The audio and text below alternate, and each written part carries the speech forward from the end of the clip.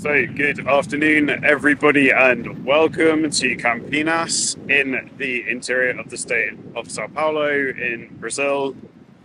I'm really excited to be back in this city. This is actually the third time I visited Campinas. It's a place I really like, a very vibrant, bustling town with tons going on. It's actually the third biggest city in the state of Sao Paulo after the capital, Sao Paulo city, and Guarulhos, where the airport is. Yeah, so it's just brilliant being back in Brazil. I absolutely love spending time here, being here, getting to know the culture and that kind of thing. I arrived just yesterday. I flew from London, Heathrow to Guarulhos International Airport. Yesterday I had a day of sort of getting over the flight and the jet lag and that kind of thing. And today I'm looking to get to know Campinas again, maybe look around some of the shops, do some sightseeing, try some food and drinks and things like that, and try and understand what this city's all about. Very interestingly, this city is actually celebrating its 250th anniversary, so it was founded 250 years ago. That is taking place next month, in the month of July, and therefore there are quite a few celebrations and events going on to commemorate that. So right now I'm in a square called Largo de Cathedral, which just means the Cathedral Square, and right behind me you can see the Metropolitan Cathedral of Campinas. And this is called Nossa Senhora de Conceição, or Our Lady of the Conception. This is a Catholic cathedral. Brazil's very much a Catholic country. It was completed in 1883, and it actually started in 1807, so it had a very long construction period, which is not unusual for cathedrals because they take so much money and they're quite complex things to build. So yeah, this is the main cathedral in the city, and obviously a focal point as well. So one other thing that I forgot to mention about Campinas is that it has a large Italian community, and it was colonized largely by Italian migrants who came here to start a new life back in the sort of 18th and 19th century. So it has a strong tradition of Italian culture, and that's obviously reflected in the Catholic Church as well. So I'm going to have a quick look in the Catholic Church, have a look at the interiors and see what it's like inside. So check out the interior of the cathedral, very beautiful building, and I think this would be a neo-Gothic style, if I'm not mistaken. Lovely woodwork on the panelling.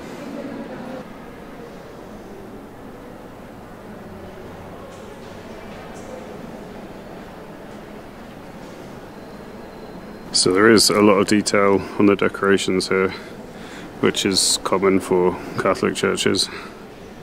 Really beautiful, very somber atmosphere.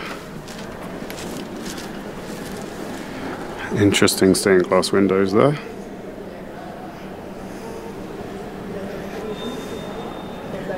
And on this side as well.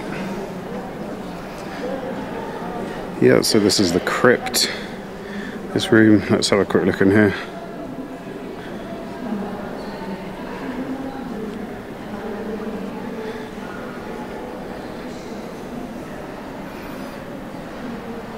So this is a really beautiful cathedral right in the centre of Campinas. It's free to get in, and yeah, very ornate decorations on the inside and a beautiful facade on the outside. It's got stained glass windows, and yeah, just very calm, peaceful place to have a look at the kind of religious Catholic culture of Campinas and Brazil.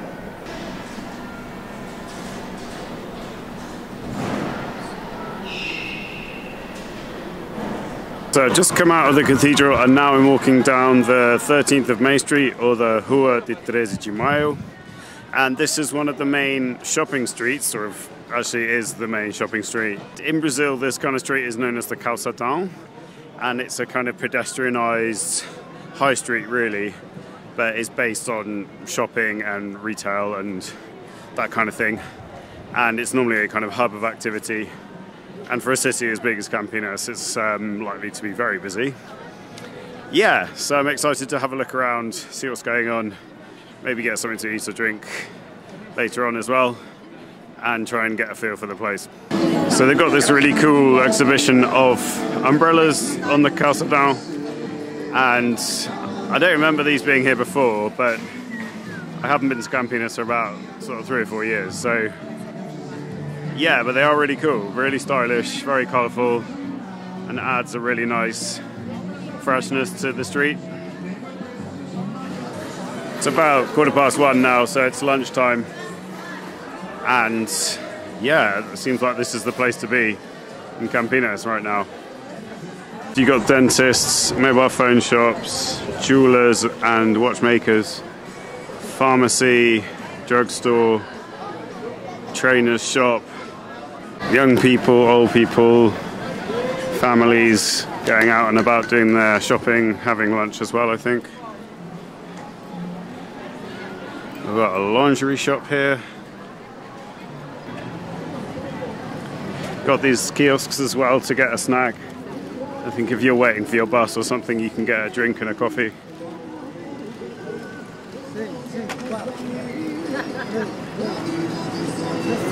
Also music to accompany you on your shopping trip.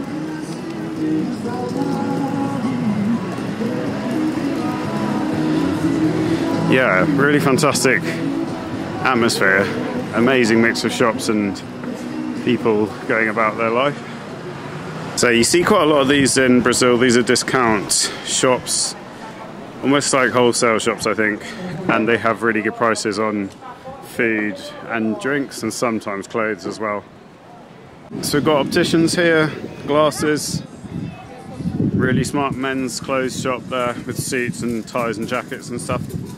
Para você, desde os modelos compactos ideais para quartos menores até opções espaçosas com portas de correr ou de abrir. Nossa coleção oferece uma variedade de designer para atender a todas as preferências. So you can see the advertising and the way the shop assistants interact with the customers on the high street is different to in the UK. It's quite a lot louder, and you get people coming up to you asking you if you want to buy anything or if you're interested in buying anything. So I'm coming towards the end of 13th of May Street, and it's a little bit quieter up this end actually. It's not quite as busy.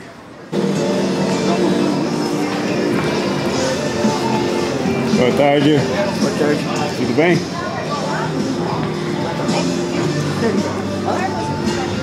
É uma vlog de viagens. De viagem? É, viagens, sou inglês. Estou fazendo um vídeo sobre Campinas. Sim. Você é de Campinas? Sim. Tá bem, obrigado. De nada.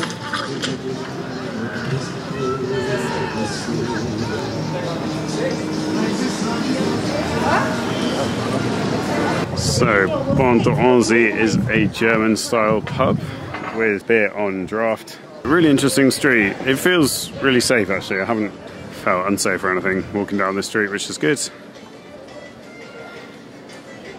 Jewelry shop. Women's clothes shop. Yeah, so it's mainly women's clothes actually, but there are a few men's shops as well.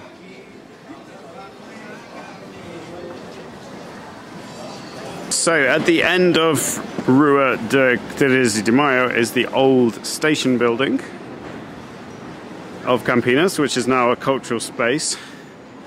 So it'd be interesting to have a quick look in there. Yeah, so just an amazing mix of clothes and stuff. I love these umbrellas, they are really cool. Very stylish and makes the whole street look really cool. It's actually quite cool on the street because it's all in the shade. So this is called Largo Marechal Floriano, this square here. Yeah, very cool. Let's have a quick look at this plaque that describes about the history of 13th of May Street. What I can get out there from the plaque is that this street is named after 13th of May 1888, which was the day that the abolition of slavery happened in Brazil. It's known as the Golden Law, and it was signed by Princess Isabel. So at the time, Brazil was an empire. The emperor was away from Brazil at the time, and therefore Princess Isabel was the person who signed the document. Yeah, this was a big day in Brazil, one of the last countries in the Americas to abolish slavery.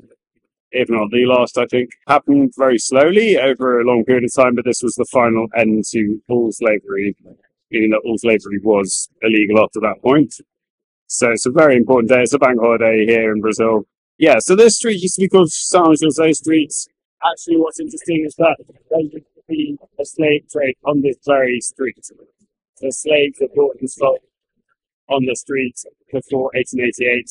Long been a centre for commerce, but also has got this sort of very dark connection with slavery and the slave trade.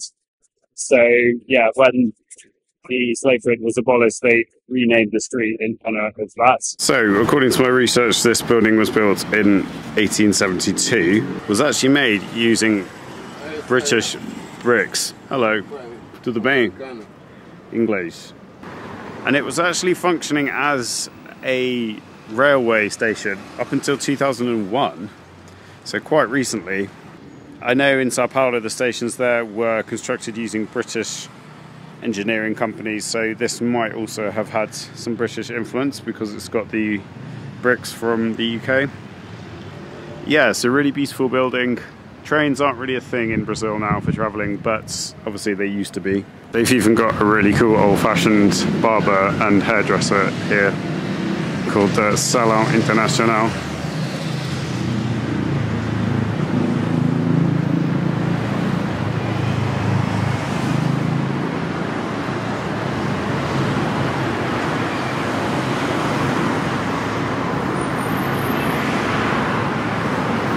I think I'll let that guy get on with it.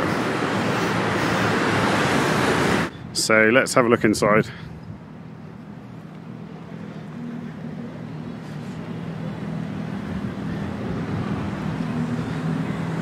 Wow, really beautiful. Got a coffee shop there and bar and a big exhibition hall here. Yeah, so you can see it's got all these original features which are really beautiful. And yeah, it's still got the old bar and coffee shop here. And this is the platform area. If you have a look at this tiling, it looks very sort of Victorian style. And I don't know if these tiles were imported as well. But yeah, you can imagine this little underground pass being in London or in Manchester or something. It's very reminiscent of a British train station from that period, a sort of late Victorian period, with these white tiles and these, you know, tiles on the floor as well, and these staircases leading up. Yeah, so really interesting place.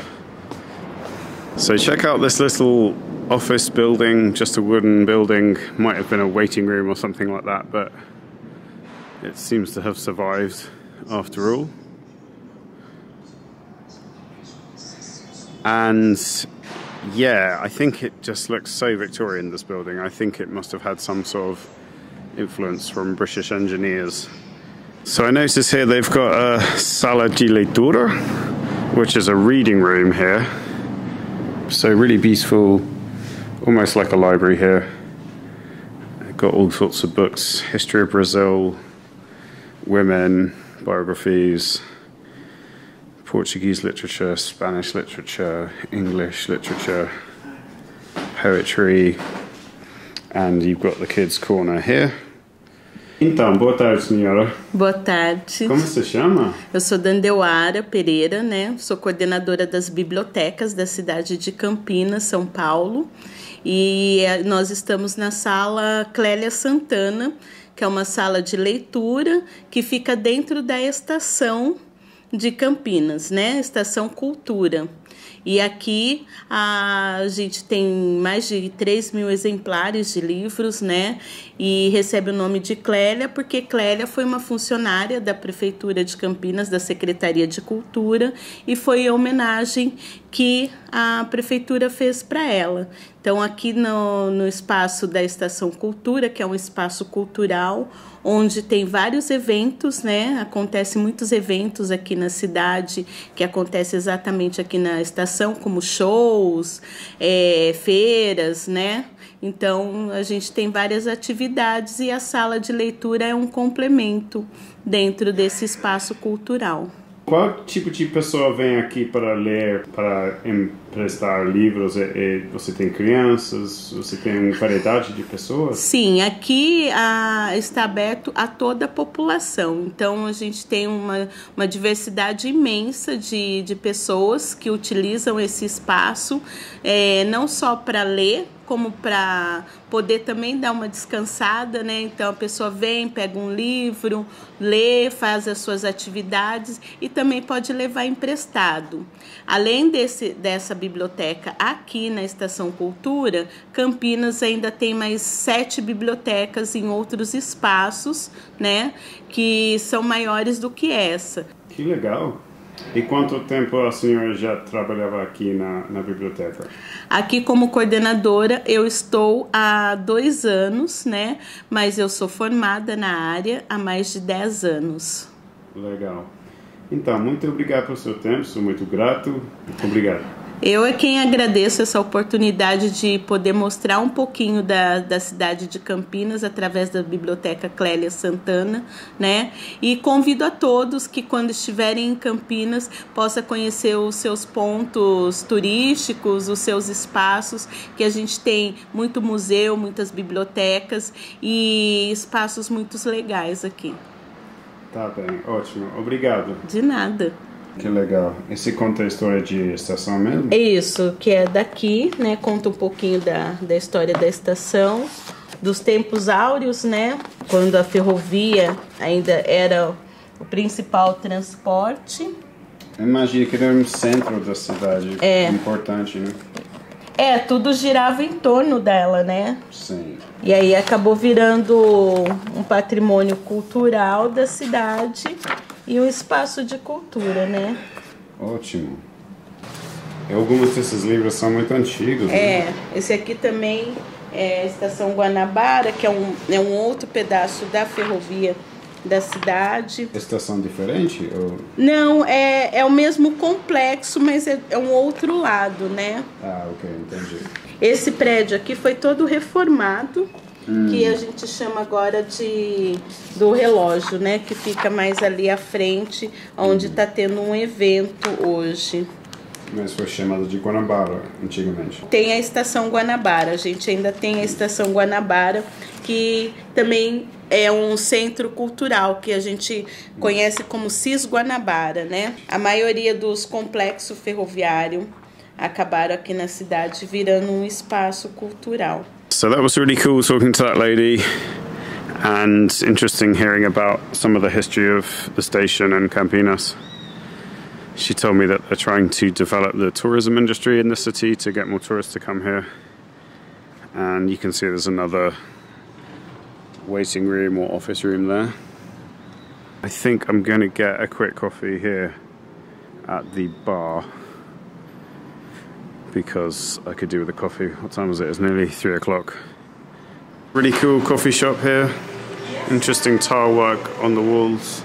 Yeah, simple but stylish little place. Right, so it's coffee time. Super ready for my coffee. Got a café con leche. Or café con leite, as they say in Brazil. Nice. Quite a weak coffee, but I think this is literally like 50% milk, 50% coffee. You can imagine this being a really busy place back in the day when it was actually a station and open and had trains coming and going all the time. Yeah, and another really interesting thing that the lady told me is that there are plans to bring trains back to this station and to link it to the capital city, Sao Paulo, the capital of this state. So exciting times for the station here in Campinas. I imagine it'll take a few years, but that's cool to hear that there are plans to get it up and running again. And I've got myself a snack here. This is called a coxinha. And this is a very popular snack in Brazil. It's basically... I actually don't know what it's made of.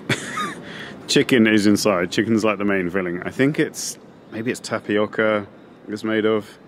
And then it's got this breaded exterior. And yeah, it's just a really delicious snack. So let's try this. It looks like a Scotch egg, but it's not a Scotch egg. It's a cushy.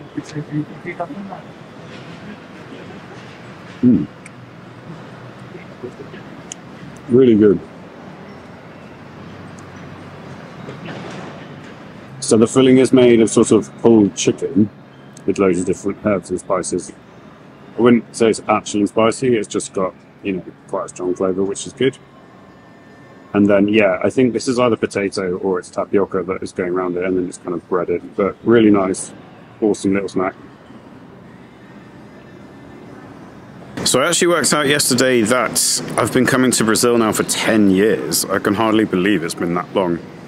So the first time I actually came here was in January 2014, just before the World Cup was staged in Brazil that year. Yeah, I've been coming back ever since. So it's kind of amazing that it's been 10 years of visiting and traveling around Brazil. It's just always been such a pleasure coming here. I always really enjoy myself because I find the culture here is so different to the UK that it all seems so interesting and so different. It's something that gives me energy and excites me every time that I come here.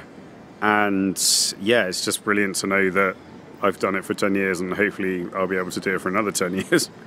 Fingers crossed, and all being well. Obrigado. Ciao. Right, that was awesome getting to know the Estação Ponto Cultural de Campinas, so the old station of Campinas.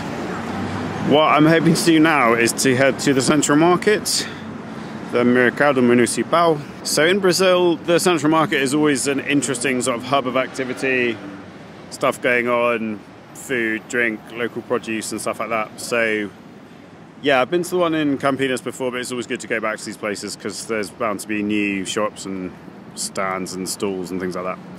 So I'm going to make my way down there. Apparently it's only a 5-10 minute walk, so I'm going to set off now and yeah, check it out.